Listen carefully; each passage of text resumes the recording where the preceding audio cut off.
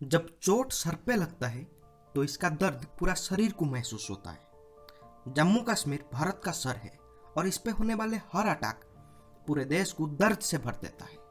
हमारे देश भारत आज़ाद होने से पहले और आज़ाद होने के बाद भी अब तक जम्मू कश्मीर में होने वाले हिंसक आक्रमण में न जाने कितने जवान शहीद हो गए। अल्पसंख्यक यानी माइनॉरिटीज और कश्मीर पंडितों के ऊपर किया गया अत्याचार ने ह्यूमन राइट्स को सिर्फ एक अपाहिज शब्द बना के रख दिया है। तो सवाल यह है कि जम्मू कश्मीर में इन सारे प्रॉब्लम्स के लिए कौन जिम्मेदार है? इसका जवाब जानने के लिए हमें थोड़े पास्ट में जाना होगा। आज़ादी का कुछ साल पहले अलीगढ़ मुस्लिम यूनिवर्सिटी से अपनी एजुकेशन कंप्लीट करके शेख मोहम्मद अब्दुल्ला कश्मीर के एक हाई स्कूल में टीचर बन गए और बच्चों को पढ़ाने लगे। आपकी जानकारी के लिए मैं बता दूं, शेख मोहम्मद अब्दुल्ला फारूक अब्दुल्ला के पिताजी हैं, जिन्होंने नेशनल कॉन्फ्रेंस पार्टी बनाया था और आज उनकी पोता उमर अब्दुल्ला इस पार्टी को चलाते हैं। तो स्कूल में एक टीचर बन के वो बच्चों को पढ़ा रहे थे। कुछ दिन बाद शेख मोहम्मद अब्दुल्ला एक स्टूडेंट के साथ अनैतिक कार्य करते हुए पकड़े गए, तो उन्हें स्कूल से निकाल दिया गया। पर उन्होंने अपनी गलती को छुपाने के लिए बड़ी चालाकी से इस पे धार्मिक रंग का चादर चढ़ा दिया। उन्होंने लोगों से कहा कि तब कश्मीर के राजा महाराज हरि सिंह ने उन्हें इसीलिए स्कूल से निकाल दिया क्योंकि वो एक मुसलमान थे और हिंदू राजा होने के नाते राजा हरि सिंह ये नहीं चाहते कि एक मुसलमान बच्चों को पढ़ाए। और इस तरह से उन्होंने लोगों के मन में धर्म के नाम से जहर भरने का काम किया और मुसलमान समाज का एक लीडर बन गए। बाद में ब्रिटिश गवर्नमेंट का एक एजेंट बन गए। और कुछ दिन बाद शेख अब्दुल्ला ने मुस्लिम कॉन्फ्रेंस नाम से एक ऑर्गेनाइजेशन बनाया और इसके मदद से उन्होंने जम्मू कश्मीर में गोहत्या के ऊपर जो प्रतिबंध लगा था इसके खिलाफ और जम्मू कश्मीर में हिंदी भाषा की शिक्षा के खिलाफ आंदोलन चलाने लगे। उन्हें पता था कि महाराज हरि सिंह उनके खिलाफ कोई ना कोई कार्रवाई करेंगे, इसीलिए उन्होंने कांग्रेस पार्टी के बड़े बड़े लीडर के साथ अपनी जान पहचान बढ़ाने लगे और मुस्लिम कॉन्फ्रेंस ऑर्गेनाइजेशन का नाम बदलकर नेशनल कॉन्फ्रेंस बना दिया।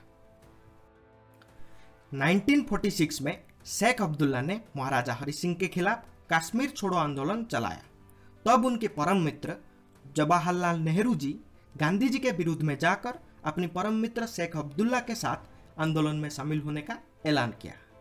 इस बात से महाराजा हरि सिंह को बहुत ठेस पहुंचा, तो उन्होंने नेहरू जी को कोहला ब्रिज के ऊपर बंदी बनाकर दिल्ली लौटने पर मजबूर कर दिया। इसका परिणाम ये हुआ कि महाराजा हरि सिंह और नेहरू जी के बीच एक दुश्मनी का शुरुआत हो गया, जो बाद में कश्मीर इशू का मेन रीजन बन गया। 1947 में भारत आज़ाद होने से पहले ब्रिटिश गवर्नमेंट ने जितने भी इंडिपेंडेंट स्टेट्स थे उनके सामने एक प्रस्ताव रखा, या तो वो भारत के साथ मिल जाए या फिर पाकिस्तान के साथ मिल जाए। राजा हरि सिंह एक हिंदू राजा होने के कारण जम्मू कश्मीर को भारत के साथ मिलाना चाहते थे, क्योंकि उन्हें पता था अगर वो पाकिस्तान के साथ मिल जाते हैं तो उनकी हिंदू प्रजा की जीवन संकटापन्न हो जाएगा। पर नेहरू जी के साथ हुई अनबन की वजह से वो नेहरू जी के एक्शन को लेकर डाउटफुल थे। तो इस बीच वाइसरॉय माउंटबेटन ने अपनी कूटनीतिक चाल चलाकर उन्हें और कंफ्यूज कर दिया और 15 अगस्त 1947 को भारत आज़ाद हुआ। पर राजा हरि सिंह ने जम्मू कश्मीर को एक इंडिपेंडेंट टेरिटरी की तौर पर चलाने का फैसला किया। भारत सरकार की तरफ से तब minister of state affairs Gopalaswami Ayyangar और आचार्य कृपलानी कश्मीर जाकर राजा हरि सिंह को भारत के साथ मिलने के लिए समझाया, पर उनकी कोशिश असफल रहा। फिर पाकिस्तान की तरफ से मोहम्मद अली जिन्ना ने अपने लोगों को 3 बार कश्मीर भेजकर राजा हरि सिंह को अपने साथ मिलने के लिए समझाया, पर उनके नापाक कोशिश भी नाकाम रहा। पर उन्होंने जो पाकिस्तान की बॉर्डर के साथ लगी हुई जम्मू कश्मीर के गांव में घुसपैठ करके आक्रमण करने का काम किया। पर तब महाराज हरि सिंह का प्रधानमंत्री रामचंद्र काक ने उन्हें इसके बारे में कोई जानकारी नहीं दिया, क्योंकि रामचंद्र काक एक अंग्रेज महिला से शादी कर लिया था और उनके दबाव में आकर वो वाइसरॉय माउंटबेटन का एक काठपुतले की तरह काम कर रहे थे। पर सरदार पटेल जी को इसके बारे में पहले जानकारी मिल गई थी, तो उन्होंने राजा हरि सिंह को इसके बारे में आगाह किया। राजा हरि सिंह ने रामचंद्र काक को बदलकर मेहरचांद महाजन को अपनी नया प्रधानमंत्री बना दिया। सरदार पटेल जी को पता था कि एक बहुत अच्छा मौका है कश्मीर को भारत के साथ मिलाने का, तो इसीलिए उन्होंने आरएसएस की चीफ माधव सदाशिव गोलवालकर जी का मदद मांगा कि वो कश्मीर जाकर राजा हरि सिंह को कश्मीर को भारत के साथ मिलाने के लिए समझाएं। गोलवालकर जी कश्मीर गए और राजा हरि सिंह के साथ मिलकर उन्हें भारत के साथ कश्मीर को मिलाने के लिए समझाए और इसका परिणाम अच्छा हुआ। राजा हरि सिंह भारत के साथ कश्मीर को मिलाने के लिए राजी हो गए।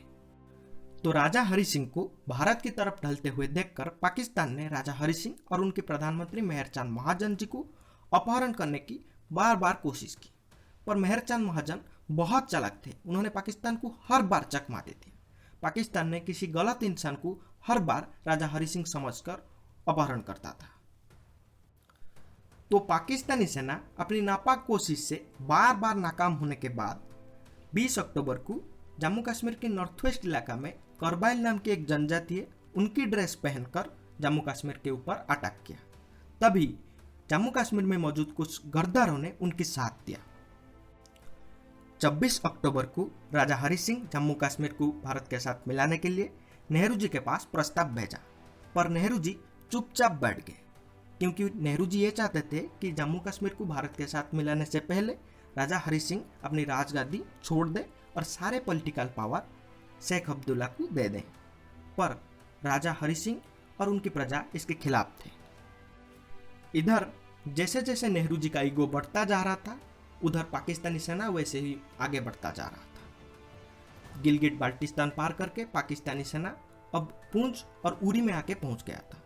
तब राज्य के पास उतने सैनिक नहीं थे, तो राज्य की supreme commander brigadier Rajendra Singh अपनी कुछ सैनिक को लेके पाकिस्तानी सेना के खिलाफ युद्ध करने लगे, ताकि पाकिस्तानी सेना उरी से आगे ना बढ़ पाए। इस बीच 2 दिन बीत गए, पर नेहरू जी की तरफ से कोई सैनिक मदद नहीं पहुंचा। 2 दिन बाद कमांडर राजेंद्र सिंह शहीद हो गए और राज्य की स्टेट पुलिस आरएसएस की मदद मांगी, ताकि राज्य पुलिस और आरएसएस मिलकर जम्मू कश्मीर की कैपिटल श्रीनगर को प्रोटेक्ट कर पाए। उस साल 27 अक्टूबर को ईद था, तो मोहम्मद अली जिन्ना ने यह ऐलान किया कि इस साल पाकिस्तानी सेना श्रीनगर में ईद मनाएगा। तभी सरदार पटेल ने इंडियन आर्मी को भेजकर पाकिस्तानी आर्मी को खदेड़ दिया और मोहम्मद अली जिन्ना के सपनों को तहस नहस कर दिया। कुछ दिन बाद मोहम्मद अली जिन्ना की मौत हो गया और उनकी सपना हमेशा हमेशा के लिए सपना बनकर रह गया और जम्मू कश्मीर भारत का हिस्सा बन गया। पर रियल प्रॉब्लम अब खत्म नहीं हुआ था, अब शुरू ही हुआ था। शेख मोहम्मद अब्दुल्ला, जो नेहरू जी के परम मित्र थे, नेहरू जी उनकी बातों में आकर जम्मू कश्मीर को स्पेशल स्टेट का मान्यता देने के लिए राजी हुए, पर अंबेडकर जी इसके खिलाफ थे, पर नेहरू जी ने किसी की नहीं सुनी। अब जम्मू कश्मीर भारत का हिस्सा तो था, पर उसमें एक कंडीशन था जो शेख अब्दुल्ला ने बनाया था कि जम्मू कश्मीर का भविष्य वहाँ के लोगों की जनमत लेके डिसाइड किया जाएगा, जिसे पाकिस्तान गोल्डन लाइन की तरह हर इंटरनेशनल स्टेज पे भारत के खिलाफ यूज करता आ रहा है। नेहरू जी यहीं पे नहीं रुके, वो वाइसरॉय माउंटबेटन की बात मानकर जम्मू कश्मीर का इशू को यूएन सिक्योरिटी काउंसिल के पास ले गए, पर यूएन सिक्योरिटी काउंसिल ने पाकिस्तान को डायरेक्टली आक्रमणकारी घोषित ना करते हुए भारत को जम्मू कश्मीर से अपनी आर्मी वापस करने के लिए कहा और पाकिस्तान की बात को दोहराते हुए कहा कि जम्मू कश्मीर का भविष्य वहाँ के लोगों की जनमत लेके डिसाइड किया जाए। और तब तक बहुत देर हो चुका था। 1949 में युद्ध विराम हुआ, पर पाकिस्तान ने तब तक जम्मू कश्मीर का 2/5 एरिया यानी 78,114 स्क्वायर किलोमीटर के ऊपर अपनी कब्जा जमा लिया था, जो पीओके है यानी पाकिस्तान ऑक्युपाइड कश्मीर है। उसके बाद 1965 और 1971 की युद्ध में हमने पाकिस्तान को हराकर कुछ हिस्से पर अपनी कंट्रोल बना लिए थे, पर वो भी हमने पाकिस्तान को दे दिया। और 1972 की शिमला एग्रीमेंट में हमने 1949 में जो युद्ध विराम रेखा था उसे लाइन ऑफ कंट्रोल मानकर हमने अपने पैर पर कुल्हाड़ी मार लिया। और ये सारे फैक्ट्स मैंने आपको एक किताब से बताया है, जिसका नाम है पाकिस्तान के निर्माण की व्यथा और कथा बाय के.एस. सुदर्शन। आप चाहें तो इसे पढ़ सकते हैं। और सारे फैक्ट्स जानने के बाद आपको क्या लगता है, जम्मू कश्मीर के इशू के लिए कौन दोषी है? मुझे नीचे कमेंट करके जरूर बताइए। अगर वीडियो अच्छी लगी तो शेयर कीजिए और चैनल को सब्सक्राइब करने के लिए मत भूलिए।